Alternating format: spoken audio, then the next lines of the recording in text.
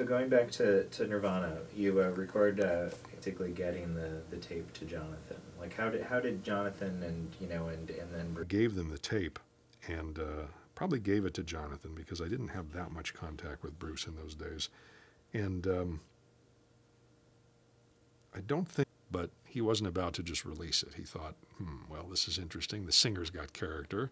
Let's see what happens with them. So his take was basically watchful waiting, which was waiting to see what they were like live and what happened to the band. Because, Dale was only a temporary drummer. They had to get a real drummer.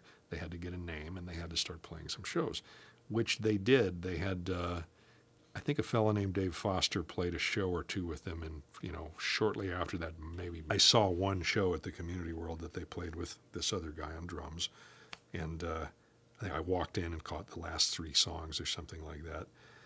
And a guy from Bainbridge, much younger than I was. I mean, I grew up on Bainbridge, but most of the musicians, I didn't know them at the time. I was older. I did know Kevin Wood back in 1978, 79, even though he was much younger than I was, because we both had motors. We both had dirt bikes. But, actually knowing him as a musician in Malfunction, that was like, so, but long story short, got there, who became their real drummer, Chad Channing, and played a few shows, some of them opening for Skinyard, actually. They opened for Skinyard at least 4 times. And initially they weren't very good because Kurt had not really figured out how to playing guitar hampered his singing too much. And also Chad was trying to play these songs that they had basically written with Dale Crover, who's a monster drummer. Chad's a very good drummer, so they wrote new songs. And this is no slam on Chad because Skinyard went through this with our 6 drummers. Every time we changed drummers, no matter how good the drummer was, the songs that sounded good with drummer A, some of them just wouldn't work with drummer B, and it would be great. And then we would get drummer C and lose half of the songs we'd been playing with drummer B because the style didn't match. Well, Nirvana went through the same thing. So Kurt proceeded to write a bunch of songs that didn't sound so much Melvin's influenced that we know from the Bleach album. So Jonathan, meanwhile, had been seeing them play shows, and he just became interested enough to say, well, let's do a 7-inch.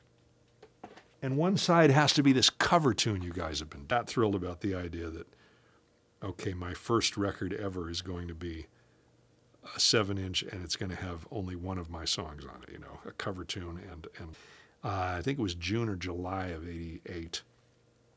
Sub Pop sent them into the studio with me, and we did what became the Love Buzz 7-inch. So that record came out and got a fairly good response. And so now I can't say that Sub Pop said to them immediately, go do an album, because that's not exactly what happened. Nirvana decided they were going to do an album. Sub Pop said, well, maybe we can do an EP. Let's see what happens. And Nirvana said, well, first of all, we don't want to do an EP, we want to do an album. And second of all, we're going to pay for it ourselves because we're not sure we want Sub Pop to do it. So they borrowed some money from their friend Jason Everman, who was not in the band, and came and recorded with me in December of 1988, and we began. Sub Pop wanted to do an EP. Nirvana sort of thought they would shop it around to some other labels, but nobody bid on it, so they said, well, all right, we'll do it with Sub Pop, but it's going to be an LP.